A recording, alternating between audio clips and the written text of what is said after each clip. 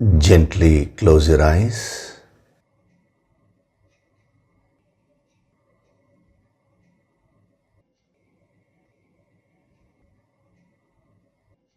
Do deep breathing.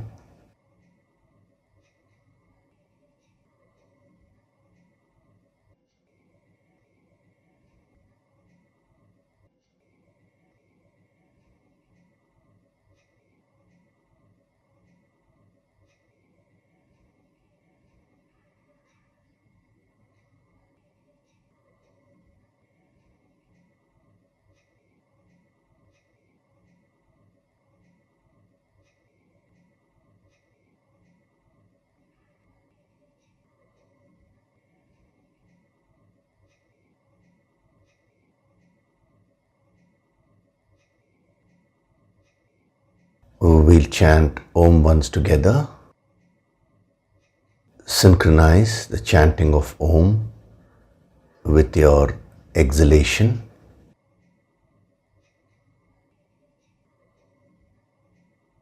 Breathe in.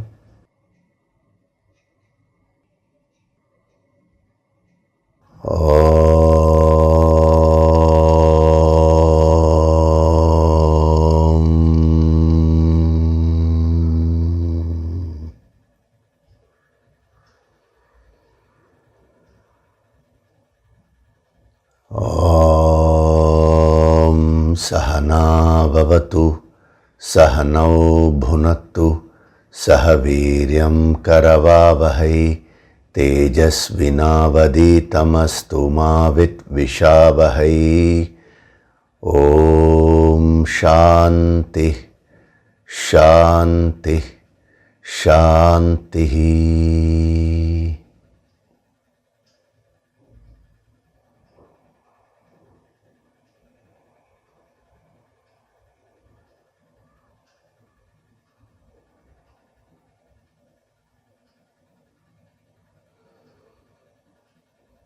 Gently open your eyes.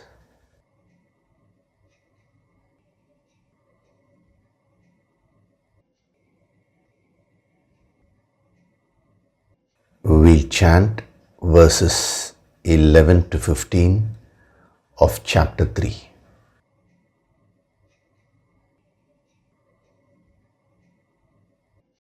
Devan bhavayatanena, Devan bhavayatanena, te deva bhavayantu vaha, te deva bhavayantu vaha, parasparam bhavayantaha, parasparam bhavayantaha, Shreyah paramavapsyatha, Shreyah paramavapsyatha, Ishtan bhogan hi vo devaha, Ishtan bhogan hi vo devaha, dasyante yagna bhavitaha, dasyante yajna bhavitaha,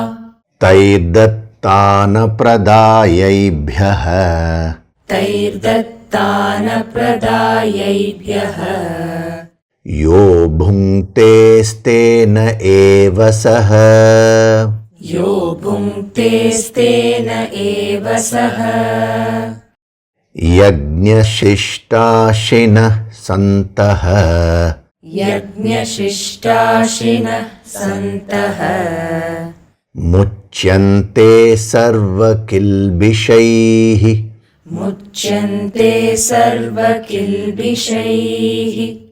bhunjate te tvagam papaha, भुञ्जते ते त्वगं पापाः ye pachantyatmakaranat, ये पचन्त्यात्मकारणात् annad bhavanti bhutani, अन्नाद्भवन्ति भूतानि parjanyadanna sambhavaha, पर्जन्यादन्नसम्भवः यज्ञाद्भवति पर्जन्यः यज्ञाद्भवति पर्जन्यः यज्ञः कर्मसमुद्भवः यज्ञः कर्मसमुद्भवः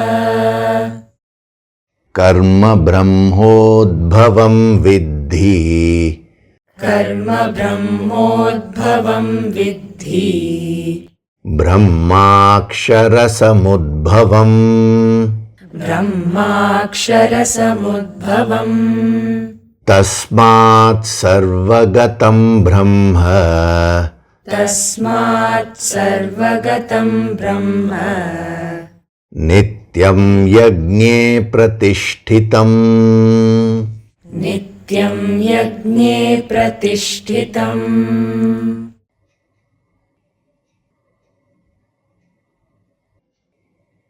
Hari Om, and a very good day to all of you.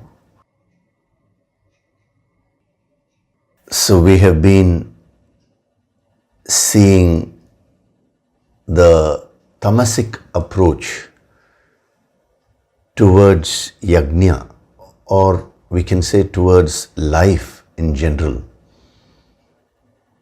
with respect to give and take.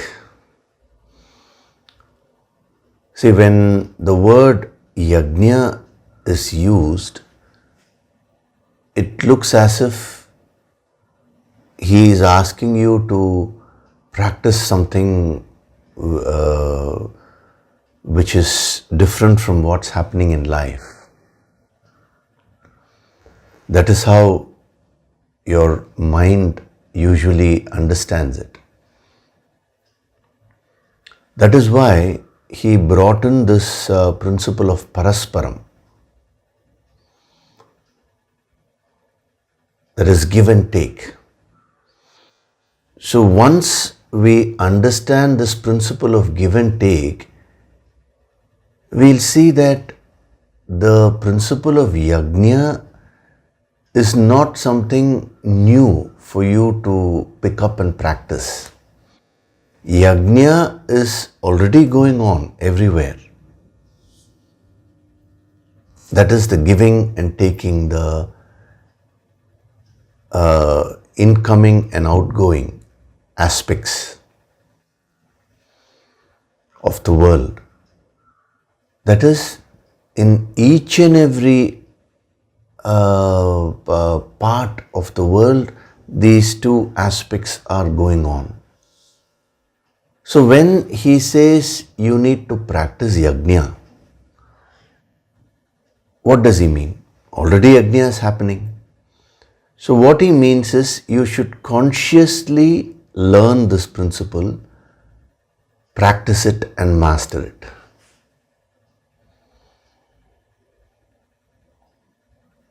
It all depends upon the awareness which you bring in. The more the awareness, the better you would be able to practice these things. So yagna is a very natural way of living. It is not a principle to be practiced in an artificial way. So when you say that to practice yagna is very difficult, actually it makes no sense. Because he is just asking you to be natural, that's all.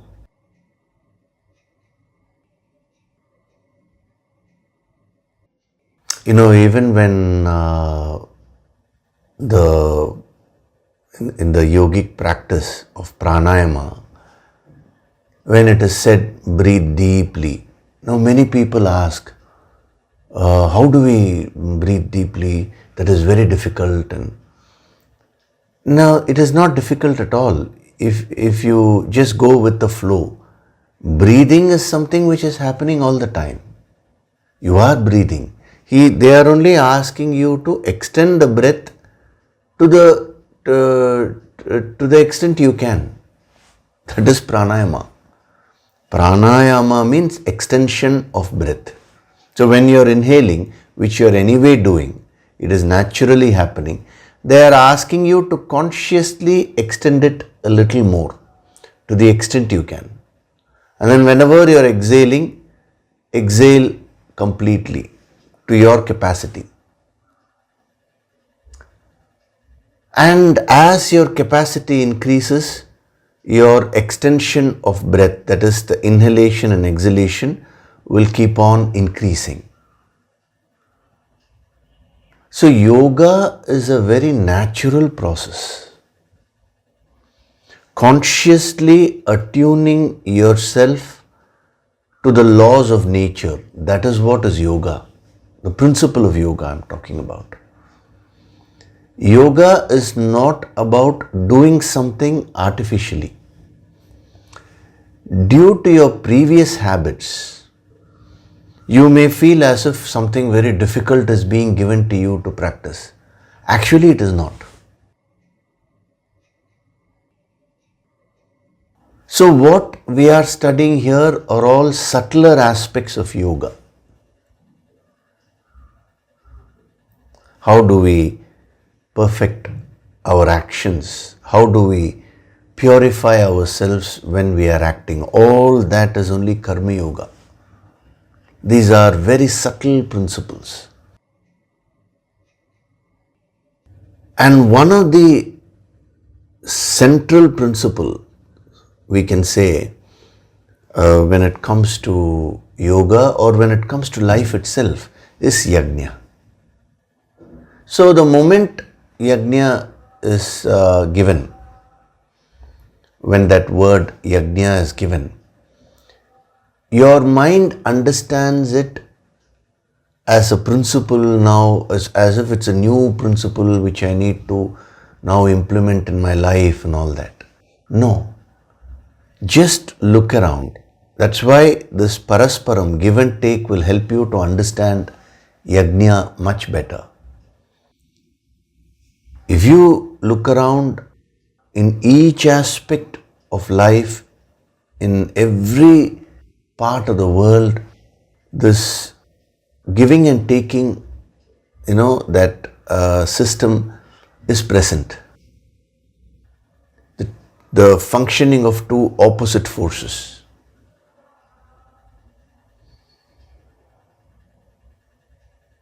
So something that is already happening in nature is yagna. And it is because of ignorance that you have chosen to move away from nature. Now consciously he is asking you to become natural. When he says perform yagna, all he is saying is be very natural. But today you are unable to be natural like how the birds and animals and all the other creatures are, because you have developed opposite habits. When we see the tamas, rajas and sattva, sattva is the most natural way of living. But because you have gone in the opposite direction, you have chosen to go in the opposite direction. Now this looks unnatural and that looks very natural. Like a lazy person would say, it is very natural for me to be lazy. A person who is short-tempered will say, it is natural for me to be short-tempered. But once you practice, dehypnotize yourself, come out of these habits and you come to the neutral position, amazingly you will find that naturally you are meant to be satwik. You are meant to function in the spirit of yagna. Your personality will naturally gravitate towards that. This is what we yogis have experienced. So in the initial stages of sadhana, you may find it difficult because you have developed opposite habits. Now you're trying to become natural. So it looks as if there is a tussle. There will be a tussle. But through consistent practice, once you neutralize your past, you will find that the yogic way of living, the sadhana, all the aspects of sadhana, whether we're talking of listening to yoga sankirtan every day, personally, whether it is practicing these principles in your day-to-day living, all these things will come very naturally to you. That is, there will be a natural flow of energy towards the higher.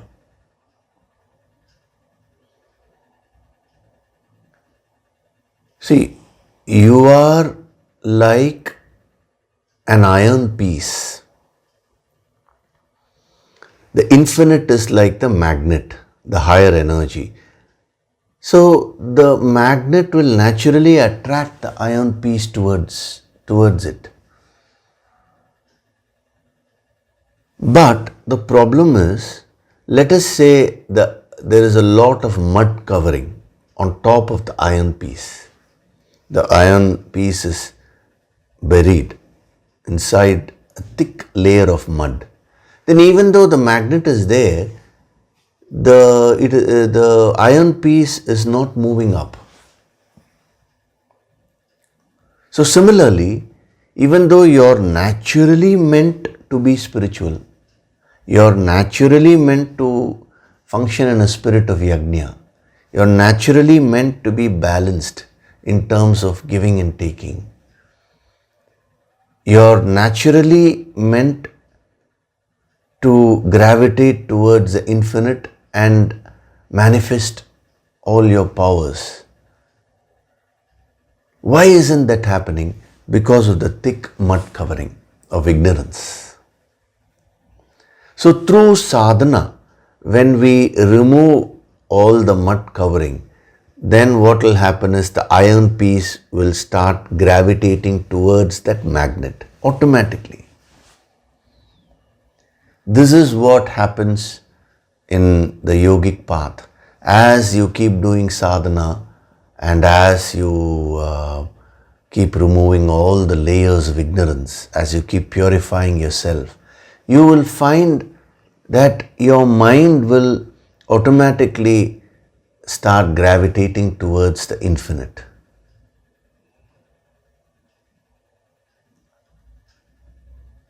So you should not judge whether you're being natural or artificial when you've already moved in a particular direction. It is only when you are in a neutral position you will be able to see now what is happening naturally. So once you get to that neutral position, all the things which are being said here will be very easy for you to practice because it will come naturally to you. You will be able to practice it effortlessly. This is what in Zen Buddhism they refer to as effortless effort. You are putting in that effort, but in an effortless way. Actually, in a later verse, after a few verses, he'll be saying that. He'll be saying Brahman, that is the infinite, is actually resting on yagna, on the principle of yagna. But then what is the difference? That is effortless. It's a natural state, whereas today you have to put in a lot of effort in order to practice this. So why are we pausing and covering the tamasic aspects, and even next we'll be taking up the rajasic, and finally we'll come to sattva with respect to parasparam. It not only with respect to parasparam, whenever any principle comes, we will be seeing all these blocks in a detailed way, because that is exactly the problem. The mud covering is a problem. Essentially, you are pure. Essentially, you are divine. You are like that iron piece.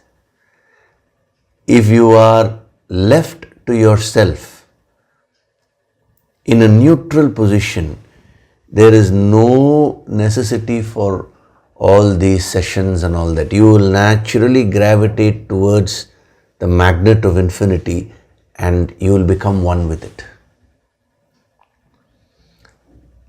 But the problem is you are not in that neutral position. Your mind is already conditioned. You will have to decondition yourself. Your mind is already hypnotized, as it were. So we will have to dehypnotize the mind. When the mind is deconditioned, it becomes crystal clear, very pure, like crystal clear water, And in that, you will be able to experience the infinite. You will be able to do your sadhana in an effortless way. So you will have to put in that extra effort. You will have to be vigilant till you come to that neutral position.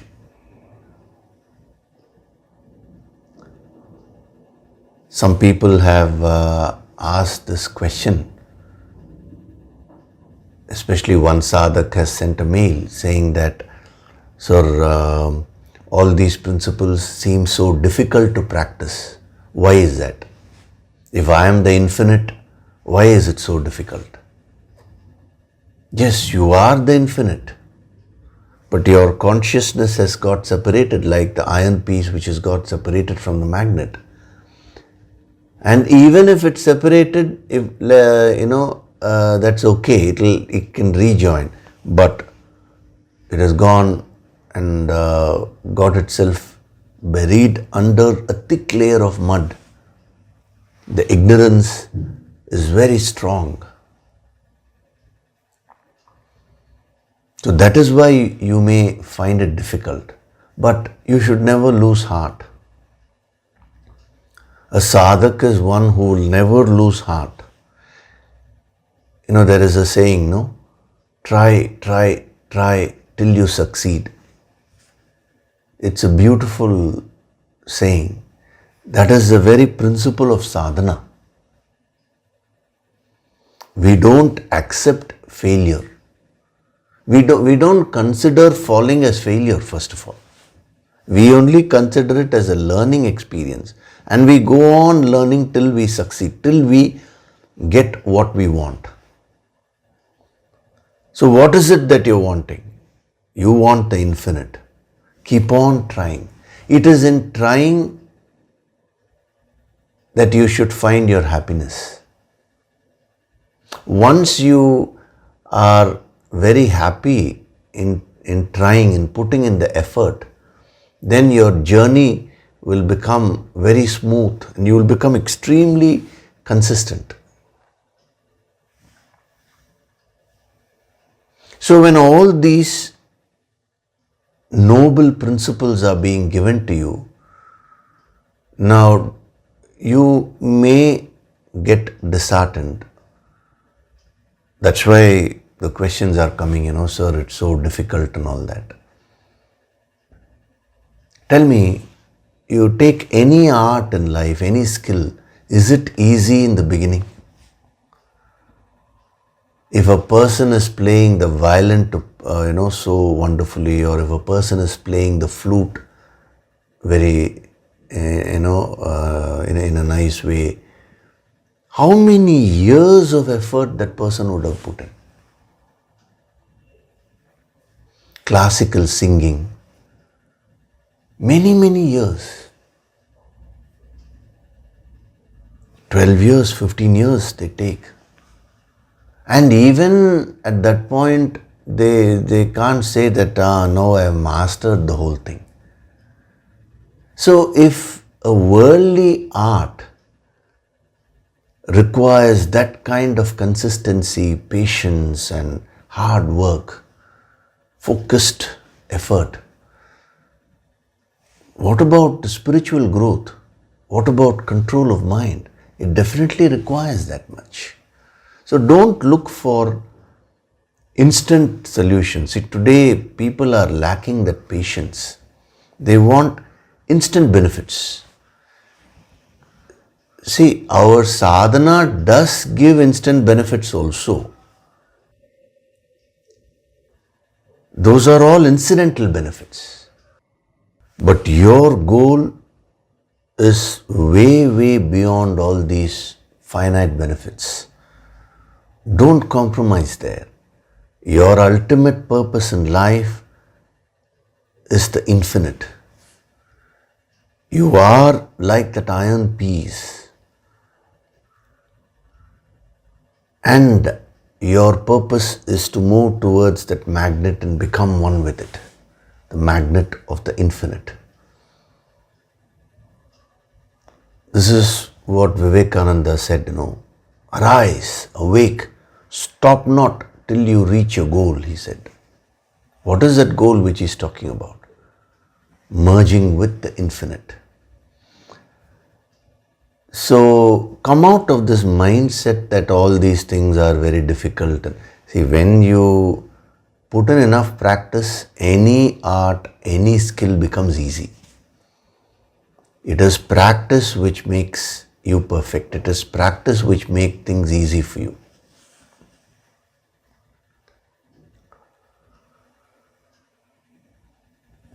So to those sadhaks who have asked this question, as to why are we finding it difficult and all that, this is the answer.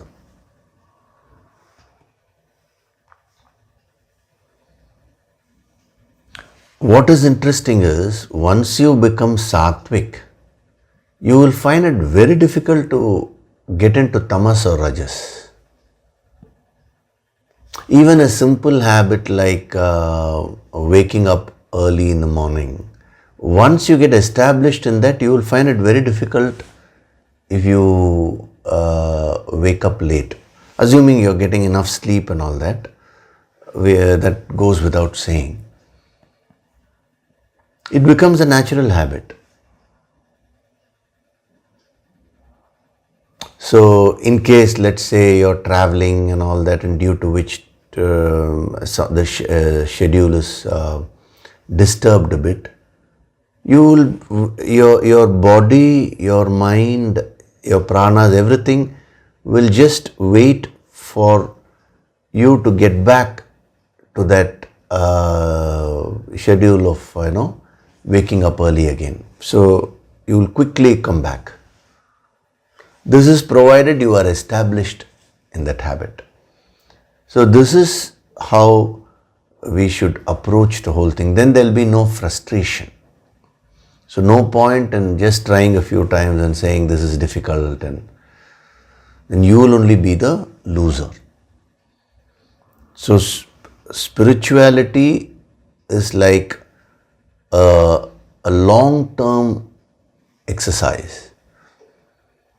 Yes, when you go to a master, he will give you the healing which will make it as easy for you as possible. A lot of work will be done in the background so that you can handle the blocks much more easily. And the healing will give you a lot of immediate benefits. All that is only to encourage the student. But a true student, a true sadhak, will not simply be content. I have received healing from my master. I am so blessed. That's it. He stops all the effort. He'll never do that. He will utilize all that, get further inspired. His mind will get more inspired and triggered to do that sadhana properly. That is how you need to approach this whole thing. So in the last few sessions, we have been seeing about the karmic debts and karmic surplus. So generally speaking, people associate karma, the law of karma, only with morality or ethics. Now, you should not restrict the law of karma to mere morality or ethics. Because many people ask, no, why is it that good people suffer, bad people enjoy? First of all, that observation itself is wrong. If nobody is 100% good or 100% bad. So if a bad person, you're calling that person as bad, I'm putting it in quote, is enjoying a few things, it's not because of the badness. Similarly, if a good person is suffering, it's not because of the goodness. There are other things also that person would have done. Done means we're talking of physically, speech-wise, emotions-wise, thinking-wise. But just for argument's sake, even if we take a 100 person is 100% good and 100% bad, you are only talking of morality and ethics. The law of karma, is not restricted to morality or ethics alone. It is all inclusive. Any kind of action has its consequences. So if you put your finger in the fire, it is going to burn. This is an action. Putting the finger in the fire is an action, and the fire burning your finger is a consequence. Now supposing, let's say you are a very good person. You have very nice emotions, sweet emotions. You think in terms of welfare of others, good thoughts. You even do your sadhana very well. Every day you're doing your yoga sankirtan sadhana. And very devotedly you're attending all these Sunday sessions. And you're attending all the empowerment sessions. But you're going and putting your finger in the fire every day. Now what will happen? You can't say, sir, I am such a good person. I have wonderful emotions. I always think about the welfare of others. I am doing all the sadhana so perfectly, sir. I have attended all the empowerment. But still my finger is getting burnt. Why, sir? Because of law of karma. It is not because of the sadhana or the good thoughts that suffering is happening. Here, the suffering is happening because you are going and putting the finger in the fire.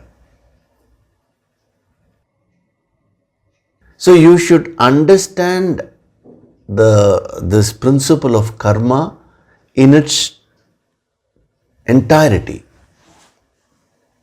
in a full way, not in a partial way. So once you understand it in a full way, then this question itself will not come, why are good people suffering, bad people not suffering and all that. Every action has its consequence. A good person may be suffering because of certain imperfect habits. Many a times a person may be very good but also passive. That person may not speak up for himself or herself. And that person will suffer. Somebody will come and dominate and hurt him. He can't say, I am very good, why am I suffering? That's because you failed to take care of yourself. So when we are talking of law of karma, we are not limiting it to morality or ethics. Yes, morality or ethics are also included. But it is not limited to that. Karma means action, any kind of action. So every action which you do at the physical level, verbal level, pranic level, emotional level, intellectual level will have its consequence. So when you do something morally wrong or ethically wrong, it will have moral consequences. When you do something physically wrong, it will have physical consequences. Emotionally, wrong here means something which is harmful to you. For example, a person fears a lot. Now that emotion will cause a lot of stress in the mind. But otherwise that person may be a good person. He can't say I am good, then why am I feeling stressed? It's because of that fear. The fear is an emotional action which is having its consequence. That can even have further consequences with respect to physical health. You may get some knee pain. It's all possible. So don't look at life as black and white. It's not like that. There are so many factors involved. That's why in the yogic path we say don't be extroverted, don't look at others and try to understand this this wisdom. You will come to all wrong conclusions, because whatever you are seeing in another person's life is a very small percentage of what is actually happening. 99.99% you don't know, you don't have the facts. It is only not 1%, that too what you are seeing. And your seeing itself may be colored by your mind.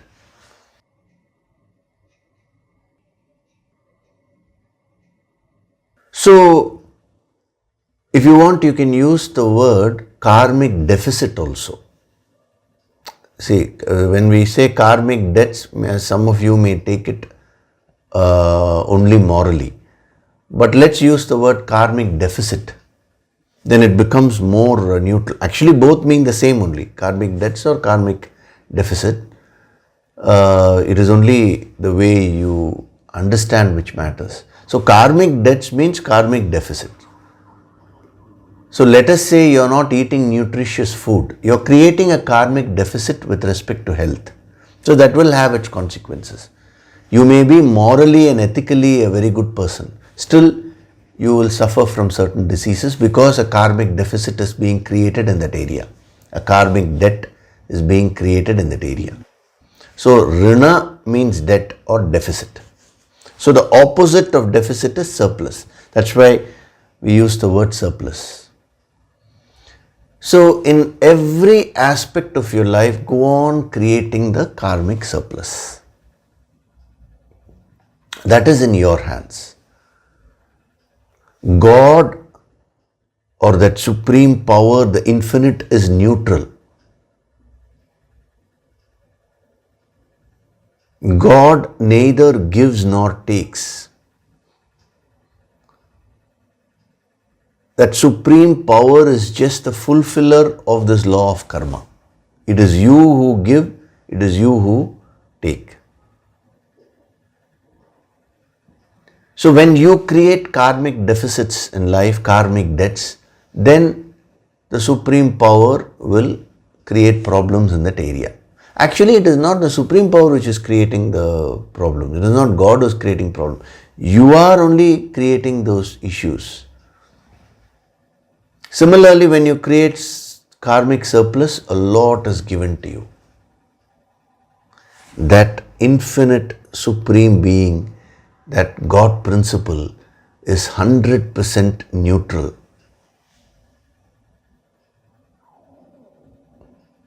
Beyond good and beyond bad.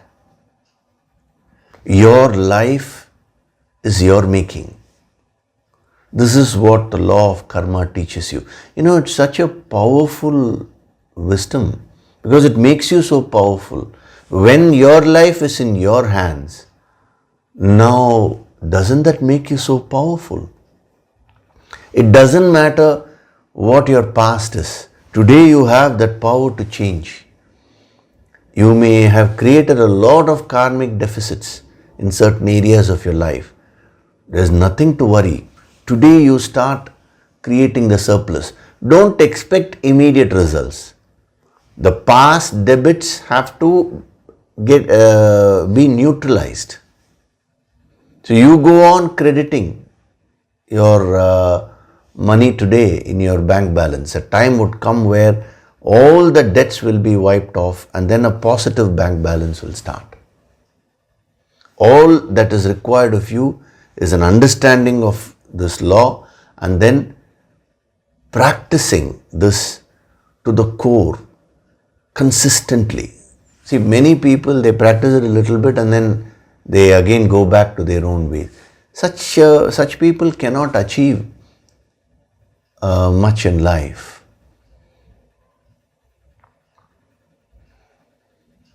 So this principle of karmic debts or karmic deficit and karmic surplus is such a powerful principle, and that has been given to you in a very simplified way.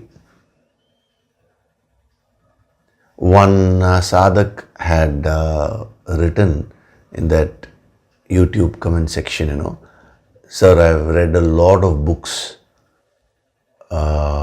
Earlier, I used to read a lot of books about spirituality, about karma and all that.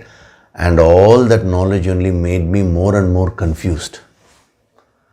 This karma, that karma, so many things, But the core principle was not really addressed by anyone. After this thing of karmic debts and karmic surplus, the whole puzzle has fallen in its place, It is giving me so much of clarity. Clarity not merely about the subject, clarity in your life, that is what is most important. Actually, the real truths are very simple only. It's because people use their intellects too much, where it's not required, they overcomplicate things.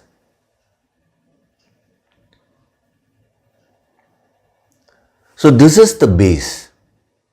Many other aspects of the law of karma will be given to you as we go along. But once this base is clearly understood, it will become easy for you as we proceed further. So, stenaha, one who keeps on increasing the karmic deficits in life, karmic debts, whether it's relationships or whether it is health or whether it is money, whether it is finance, whether it is work, whether it is spirituality, everywhere he'll keep on increasing the karmic debts. And then we saw last week, he will start devolving spiritually. He means he or she, I'm just using it in a general way. So this is applicable to everyone. So your consciousness starts shrinking instead of expanding, and you will start devolving spiritually. Devolving means, I gave you the example of iron piece and magnet. So devolution means going further into that mud layer, increasing the layer of ignorance more and more and more. Now, evolution means removing that mud layer so that the iron piece will start naturally gravitating towards the magnet. So, to summarize the whole thing, when he says one who enjoys what is given by them without offering anything in return is indeed a thief. When he's saying that, what is the general principle? Generally in life, a tamasic person will enjoy without contributing. That's all he's saying. Will take without giving, without wanting to give. That intention of giving itself will not be there. He'll want to enjoy everything but not want to contribute anything. So, in the Bhagavad Gita and in all the scriptures, they say, do your duties properly. Why do they say that? Doing your duties is your contribution towards the world. So when you are a student, what is your duty? Your duty is to study properly. When you become an adult, what is your duty? Your duty is to earn. Your duty is to take care of your dependents. When you raise a family, let's say you get married, you get a partner, what is your duty? What is my duty towards my partner? This is what you should ask yourself. See, then you are setting your karmas in the right order. As you grow in age, your duty is to just be very cheerful and give that solace, mental solace to youngsters. But today that is not what is happening. When you're a student, except studying, you will do everything else. That's how the mind goes. When you become an adult, you don't want these responsibilities. You want to shirk everything. When you become elderly, that is the time when you get maximum attached, and you create a lot of confusions. So at every stage of life, the mind wants to move away from the duties. So doing your duties is contributing to the world.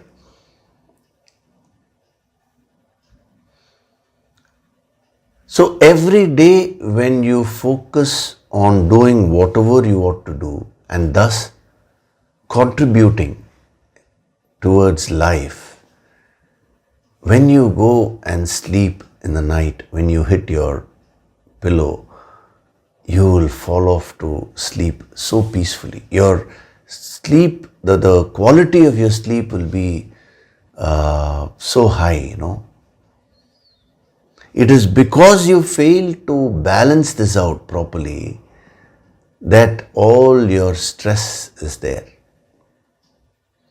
So ask yourself, what are the different roles I am playing? I am a mother, I am a father, I am a son, I am a daughter, I am a grandfather, I am a grandmother. See, when grandparents are there, they don't need to do anything special. The life has given them that maturity. So they are supposed to be, I would say, detached, peaceful, happy. They've seen life.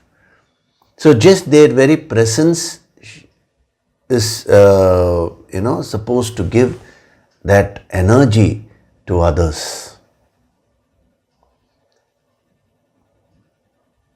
So contributing means you should understand it properly. So don't equate contributing just to finance. Because even in that, when we had the empowerment of abundance, attracting abundance, many homemakers were asking this question.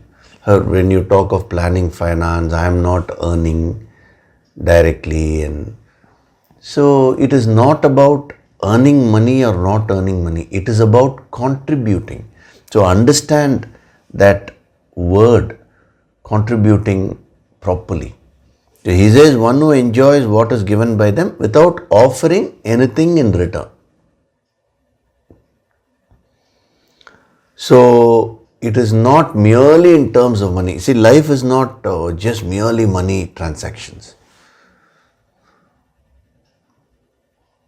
What is the value which you are offering to the world? That is the question. So enjoying without contributing, taking without giving is a tamasic attitude. So practically, what do we mean by taking without giving? I'll give you one simple tip and then we'll move on to the next verse. A tamasic person, how the mind will function, how his or her mind will function is, he will want everything for free. See, as a sadhak, from this moment onwards, practice this. Don't ask anything for free. Don't seek things for free in life. A yogi practices this always. A true yogi never looks for things, freely. Because he knows what will be the karmic consequences. When we come to the satwik aspect, we'll see that a yogi focuses on giving. Taking anyway, it's going to happen. But he'll ensure that that karmic surplus is always there. So that mentality, of wanting things for free, now that is a very tamasic quality.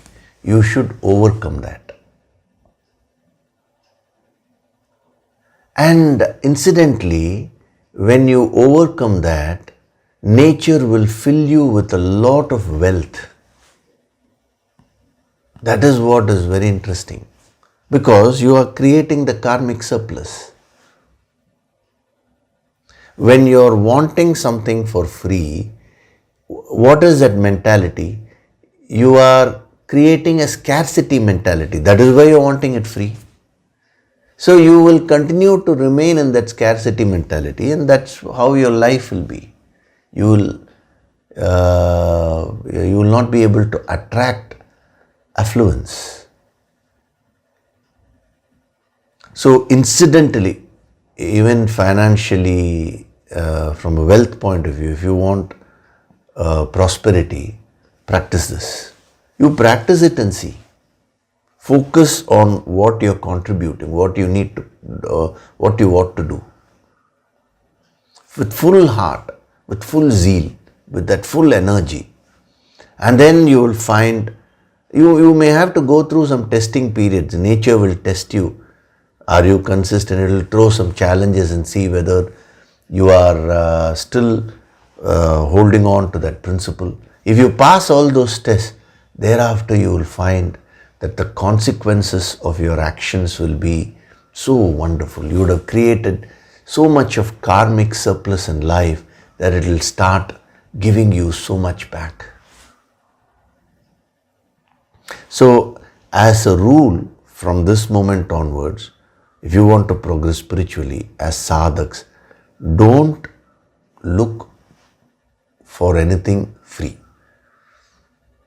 See, this doesn't mean, supposing somebody comes and gives you something. No, I don't want, you don't need to be rude. You should not look to get things for free. That's what it means. Your intention must not be that. We are talking of a mentality. So in our yogic path, this rule has been given. We know, yogis are never supposed to accept anything just like that. A yogi always keeps giving, whether it is knowledge, whether it is emotions. Supposing somebody goes to a yogi and gives him a lot of money, wealth, he may not be able to return in terms of wealth, but he will go on sending that infinite healing energy so that he will ensure that what he is giving will be infinite times more than what he is taking. Every yogi is very conscious of that, of this law of karma.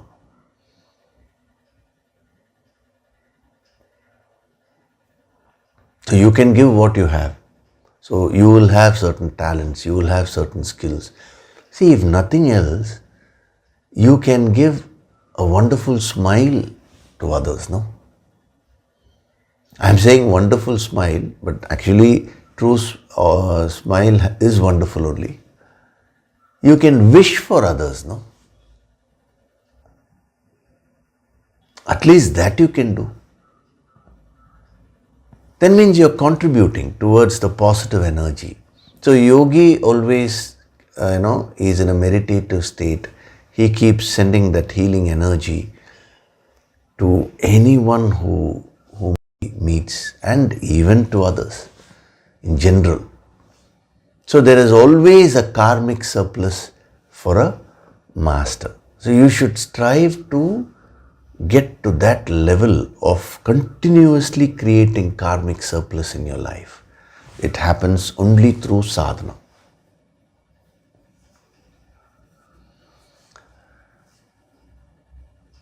Okay, so now we will go to verse number 13. Yagnashishtashinah santaha Yagnashishtashinah santaha muchyante sarvakilbishaihi Muchyante sarvakilbishaihi Bhunjate te tvagam papaha Bhunjate te tvagam papaha Ye pachantyatmakaranat Ye pachantyatmakaranat Yagna Shishta Shinaha means those who eat whatever is remaining, the remnants of what? Of yagna, of sacrifice. See, again, this has been put in the yogic language, so I'm first translating. Then when we go into the depth of the verse, when we unravel the deeper messages, you will find it really amazing. So, yagna shishta shinaha santaha. Santaha means the virtuous people. The virtuous who eat the remnants of sacrifice muchyante sarva kilbishaihi. Muchyante means are freed, are liberated from what? Sarva kilbishaihi. Sarvaihi kilbishaihi. That is, of all faults. The virtuous who eat the remnants of sacrifice are freed from all faults. Sarva means everything. It's a very small word, no? Sarva. But it means everything. This is, the reference is to satwik people. And then in the next line, what is he saying? Bhunjate te tvagam papaha means they eat sin. Who are the people who eat papaha, sin? The rajasic people, the reference is to rajasic. Ye means those people, those who pachantyatma karanat. Pachanti atma karanat. One who cook for the sake of themselves. Such people, they are the impure ones, he says. Such impure ones who cook for the sake of themselves eat sin.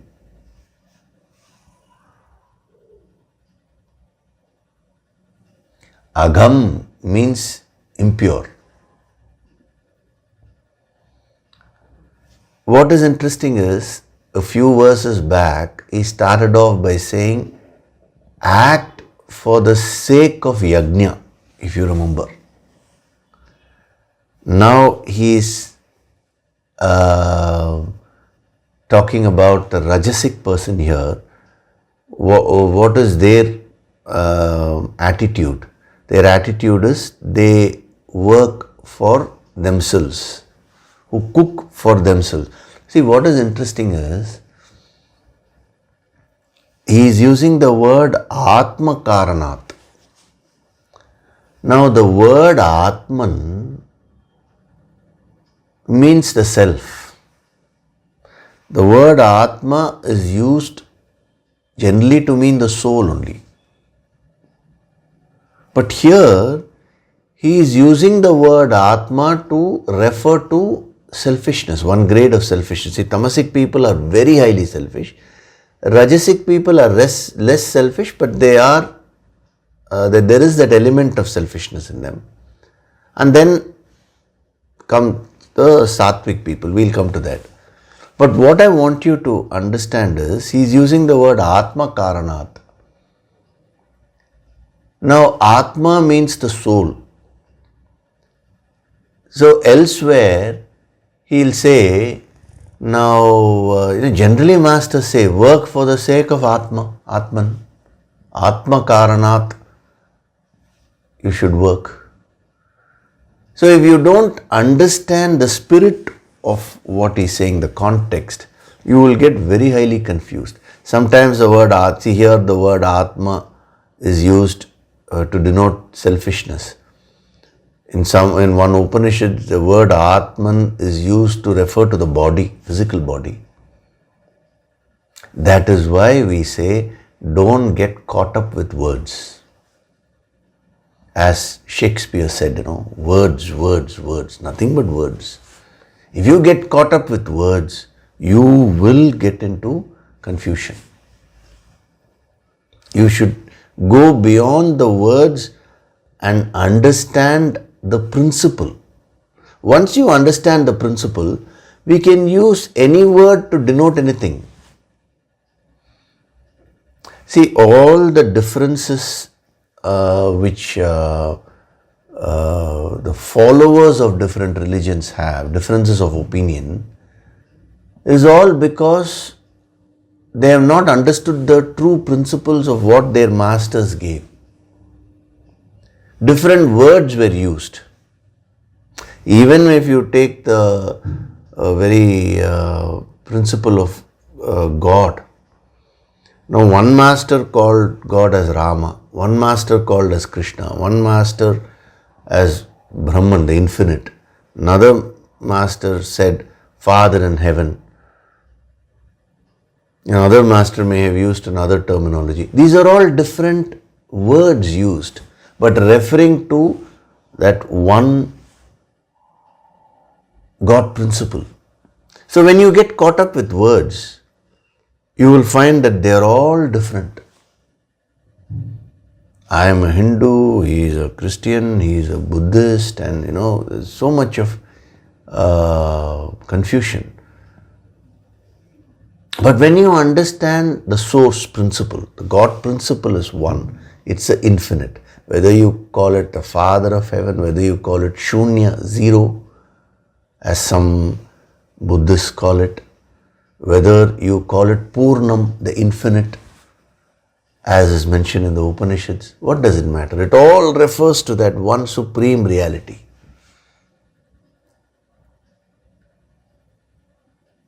So Krishna has used certain terminologies. Buddha used a different set of terminologies.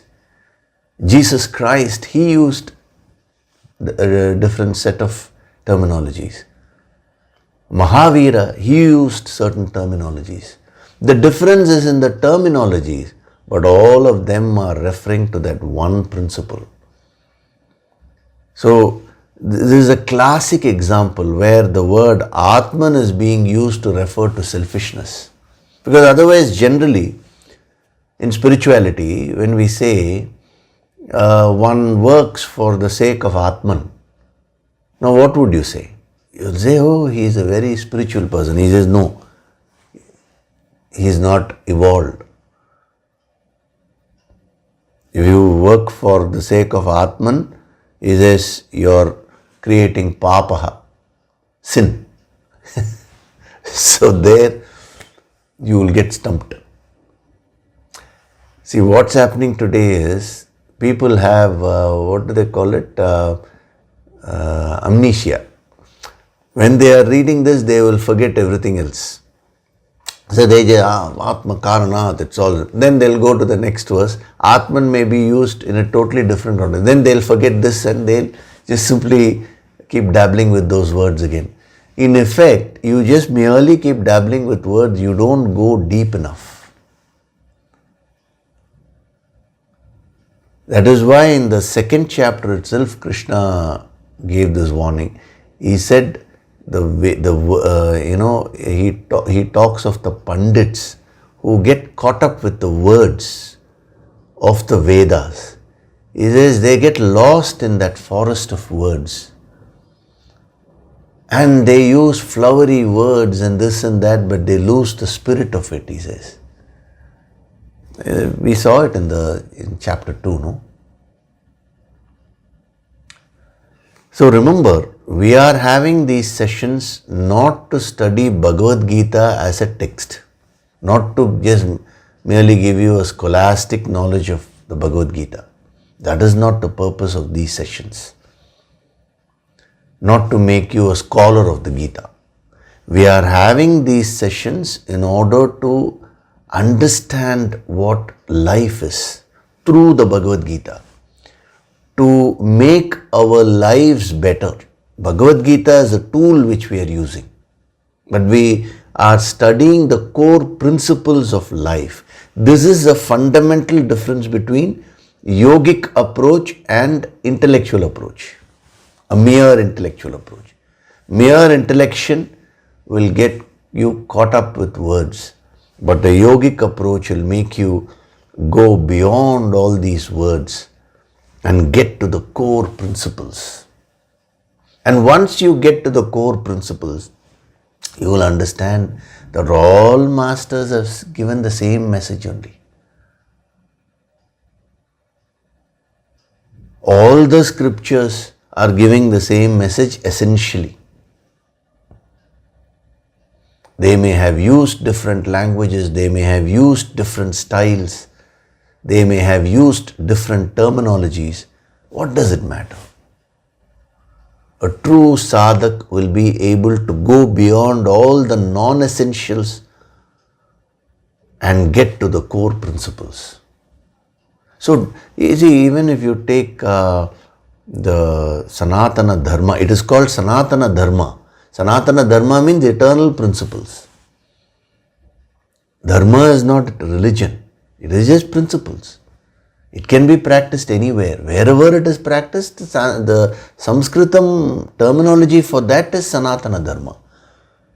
A person may not have ever read the Bhagavad Gita or the Vedas, but somewhere in some part of the world, if that person is very truthful, is acting according to his conscience, is wishing for the welfare of humanity, then that person is practicing Sanatana Dharma only, eternal principles of life.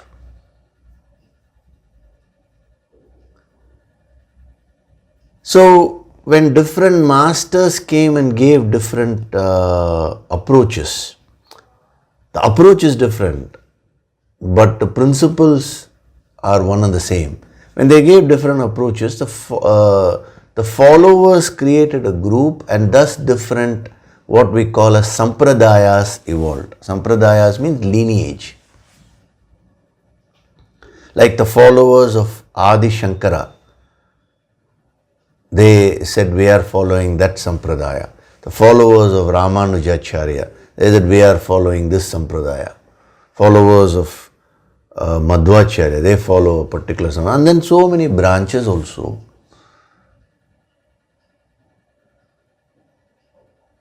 At different periods of time, different masters came. They gave the same truth, but in different ways. And depending upon the person who is receiving that, they gave the same principles according to each one's level. So when you understand it from a higher standpoint, you will see that everything is taking one to that infinite reality only. It's only when you don't understand this basic principle that you will start asking questions like, which God is superior? You keep your God, I'll keep my God. There's nothing like your God, my God. God is that one universal principle.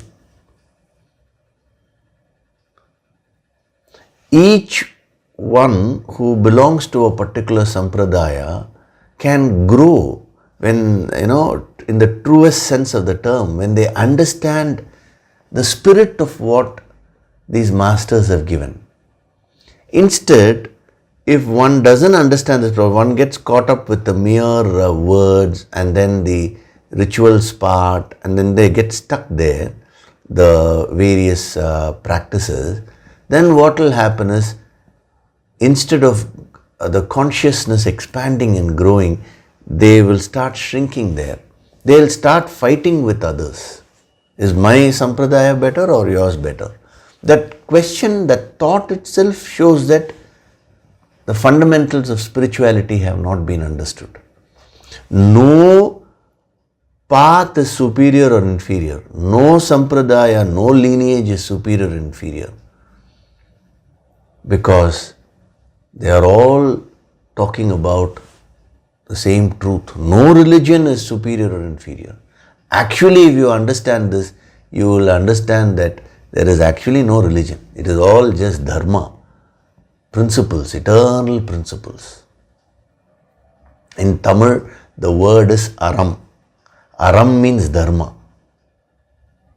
Sanatana dharma means eternal principles. That is காலத்தால் அழியாத அறம். It never changes according to time.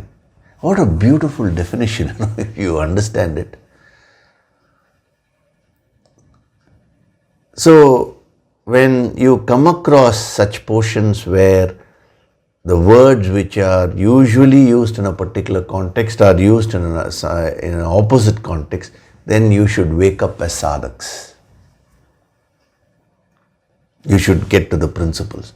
Let me go beyond the words and get to the core principles. You should strengthen that thought within you. So from this moment onwards, you drop off all conditioning. See, you are a sadhak. It is your relationship with God, that infinite. And the path is being shown to you. All the eternal principles are being given to you. So just practice them and remove that thick mud layer and become one with the infinite. Don't confine yourself to any limitations. I'm this, I am that. Drop off all those limitations.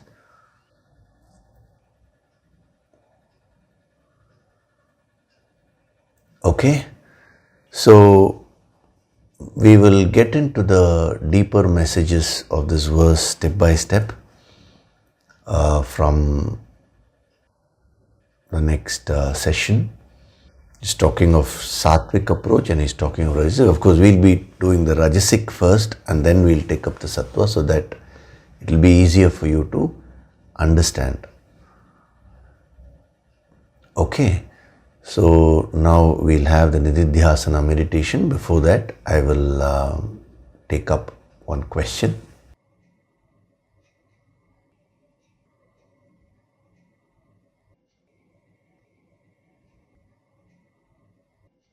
Hari Om Yogishri, thank you for everything. Okay, I'll skip all this, thank you and everything. Now, I'll straight get into the question part.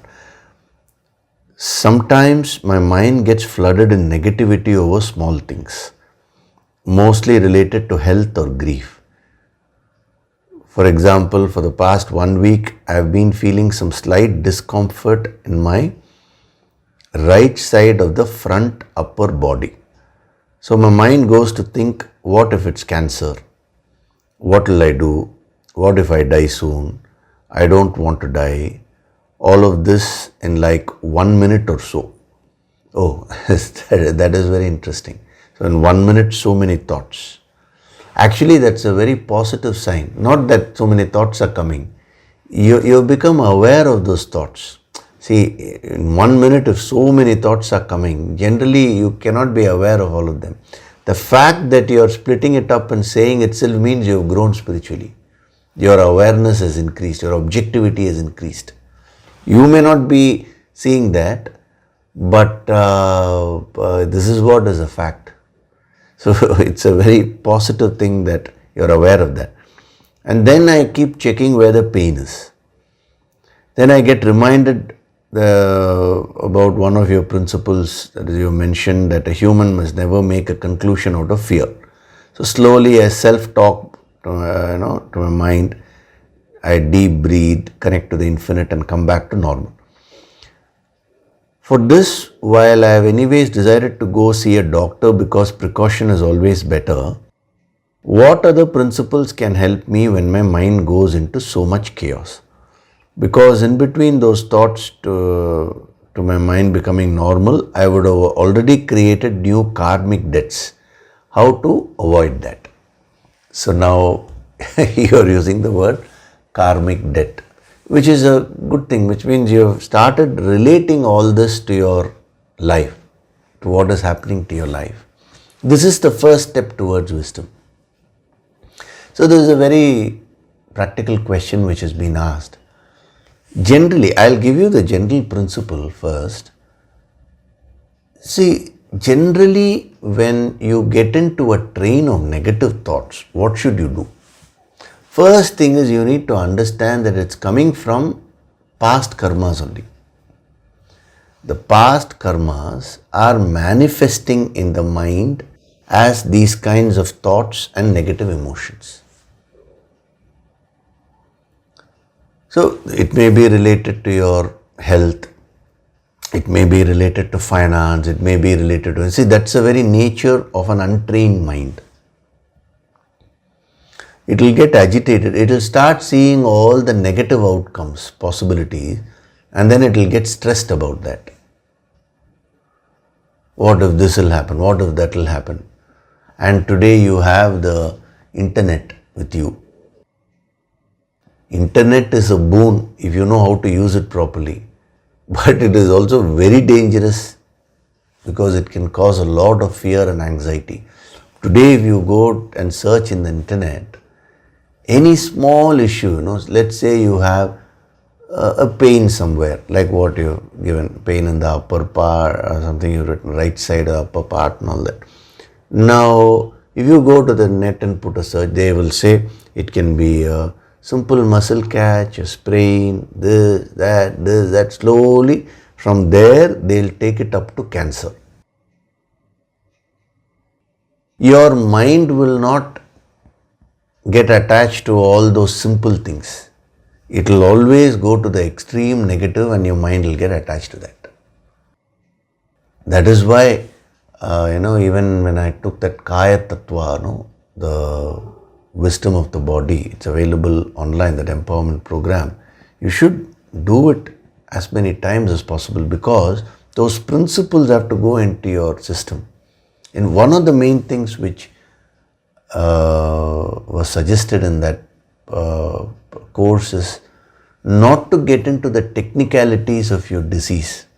That is for the doctor who is treating. But as far as you're concerned, the more simple you are, your mind will become free. See, if you learn too many things, negative things especially, and then say don't fear, it will not work that way. See, even when the COVID pandemic was on and all that, people were spending so much of time in learning about the virus and how that can attack and this, that. So I suggested instead learn about your immune system, how it has a capacity to fight the virus. That part nobody was highlighting. So when you're loading yourself with such negative information, naturally the mind will panic only. Be very simplistic. Our healing approach is very simple.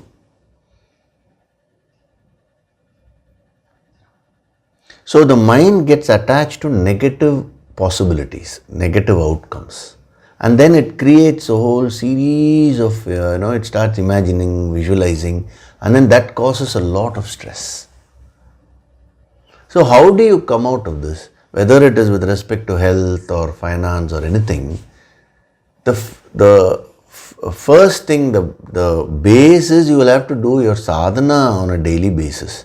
That is what will increase the very capacity of your mind. You will start becoming more objective in life. Apart from that, some practical tips can be given. One is the deep breathing technique. So whenever your mind is going into the train of negative thoughts, immediately invoke the Guru Shakti. For you to get connected to the infinite straight would be very difficult. That is why in our yogic path they have suggested this. Invoke the Guru Shakti first and then get connected to the infinite. Just bring that intention. Seek help and then do that deep breathing. Don't try to avoid the negative thought. Don't try to encourage the negative thought. Just be neutral about it and do the deep breathing. After a while, that will get released and you will come back to normalcy. When you don't invoke the Guru Shakti, it will not get released. It will only go within. You may think it is normal, but it is actually not normal. So whenever it comes, which means, see, as long as a tank is full of water, when the tap is open, the water will keep coming. So you just keep on releasing it. After a while, the tank will become empty. Your karmas will get exhausted. When you do your daily sadhana, this process will get speeded up. This is a very simple yogic method. I am putting it in a very simple way, which can be easily practiced by you. And then, how do you counter this wrong informations and all the too much of knowledge which you gain? Very simple. Supposing you say, oh, what if it is cancer? What if then you ask, so what? Okay, it is cancer. Then I will die. So what? Does it mean if I don't have cancer, I will never die? People without cancer don't die at all, is it? See, our problem is we always relate diseases to death. Death is a separate phenomenon. Disease can be one mode of death. But there are people who are healthy also who die, no? There are people who die of accidents. Natural deaths are there. There is one person who went for a walk and then he came and sat on his chair which he usually sits, and then he relaxed and he passed away very peacefully. One family whom we knew, very elderly person. So everything was okay for him. So death is something different. Why the soul leaves the body, how it picks up another body, all that we have seen it in chapter 2. Again, if the context comes, we will be seeing it. So don't relate it with things like disease and other things. Sometimes when the doctors say, that person died because of heart failure. Now I asked them, how else will a person die? Physically, from medical point of view. The heart has to stop, no? Then only you will say it is death. Everybody dies because the heart stops functioning. Why the heart stops functioning? It could be so many reasons. So when you ask, so what? Okay, I'll die. Then what? I'll be born again. That's where this wisdom gives you that strength.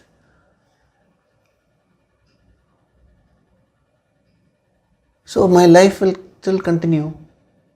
I am the soul. The journey will continue. So what should I do now? Sadhana.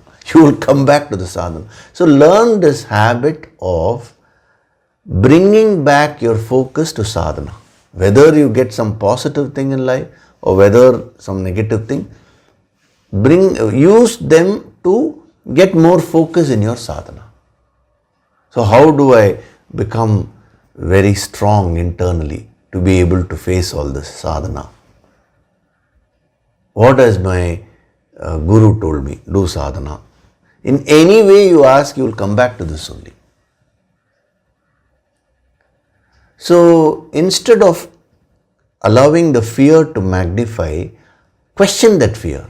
What is the worst that can possibly happen? See, basically, all fears stem from this one basic fear of death.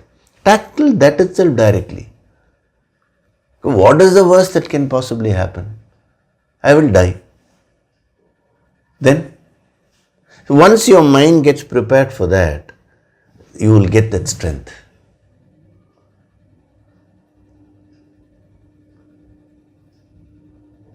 Is this clear? I have given you very simple practical tips to deal with such situations. It is because you don't put in any effort to deal with the mind, that is when the mind goes on a trip. Similarly, you're saying, I'll go to the doctor just to be on the safer side. You have to be a little careful there. Caution is okay, but fear is definitely not okay. So, should I go to the doctor or not? It's not for me to say. But don't go with fear. Find out whether it is fear which is prompting you. Every little thing, am I panicking and am I going? Or am I having a sane approach towards the whole thing? So whenever you do anything out of fear, that is of no use. So this way you can neutralize your karmic debts or karmic deficits. Okay? So now we'll do the Nididhyasana meditation. Gently close your eyes.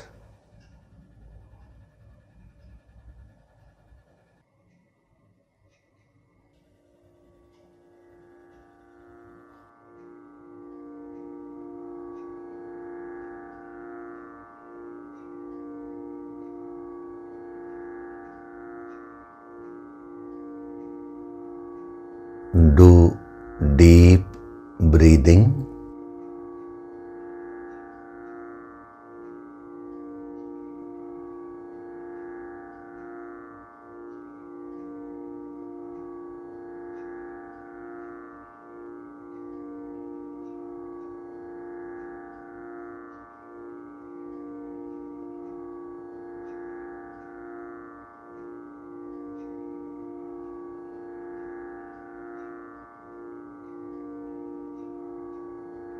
With every breath, I am becoming more and more relaxed.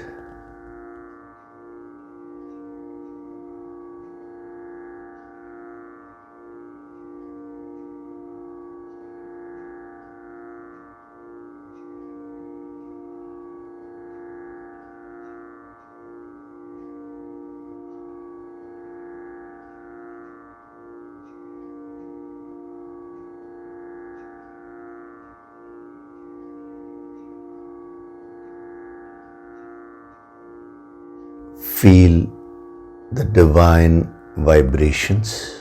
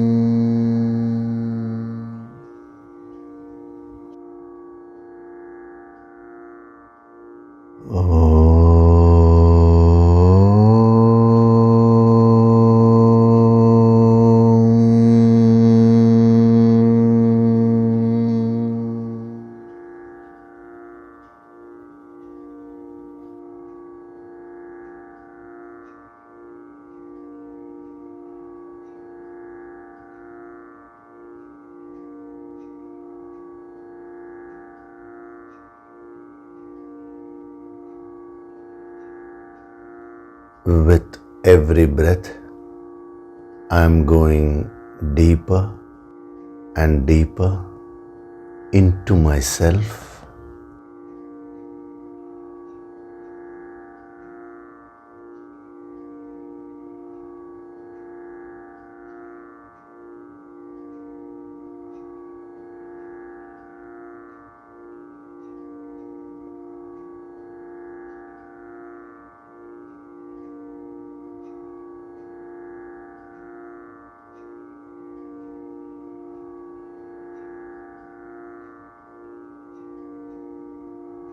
Beyond my physical body, beyond my pranas,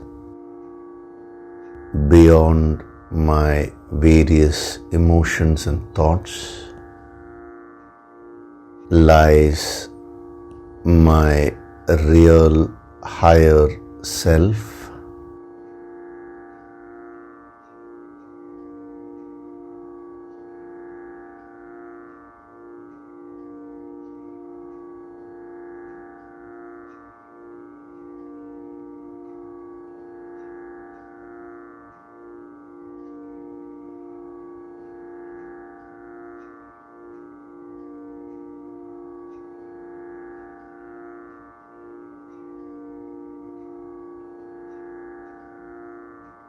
My self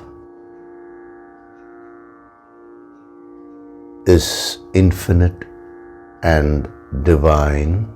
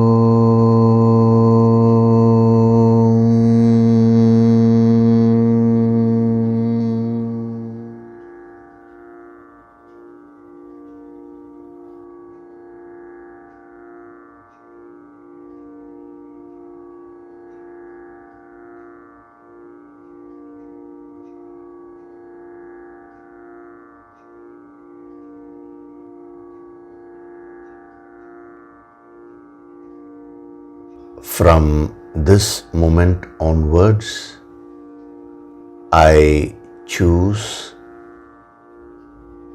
to create a karmic surplus in my life continuously.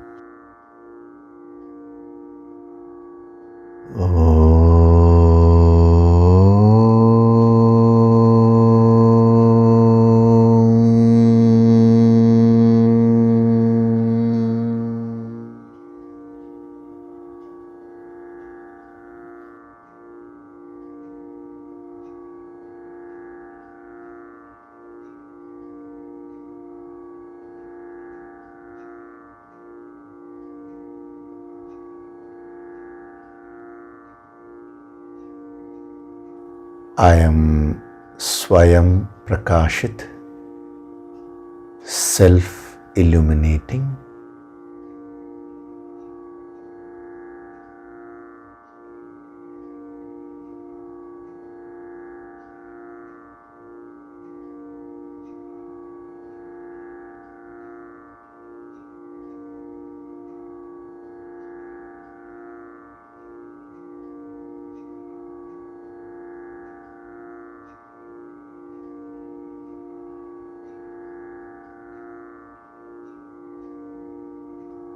Offer your gratitude to God Supreme.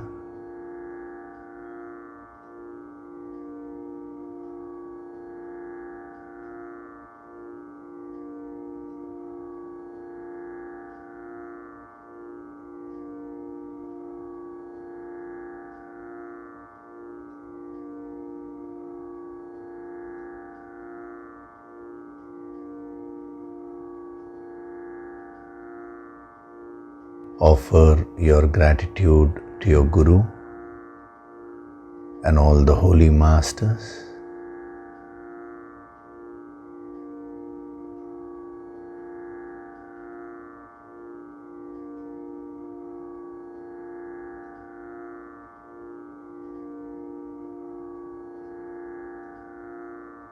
Slowly come back.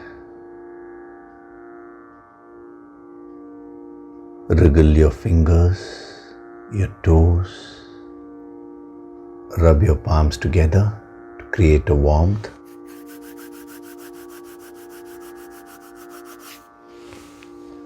Cup your eyes with your palms.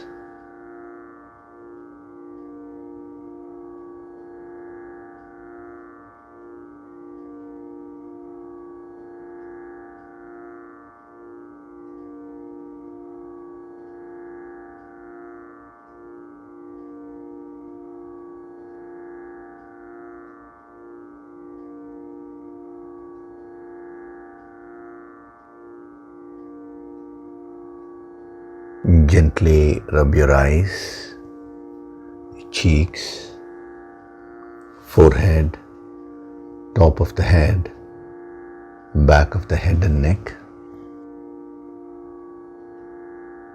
Slowly open your eyes.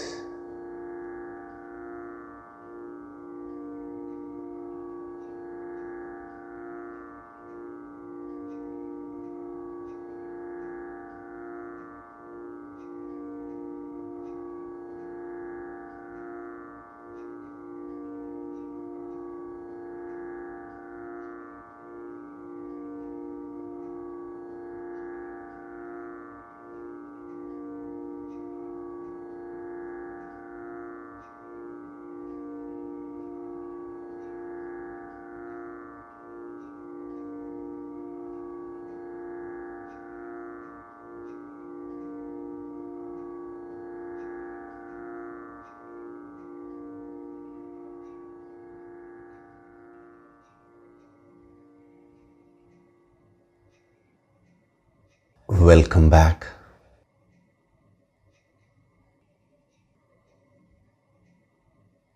It was a very powerful session today. We saw some deep principles, that is subtle principles with greater depth.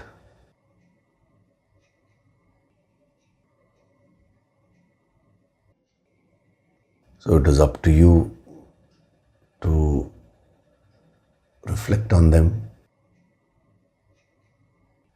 and practice them in your life.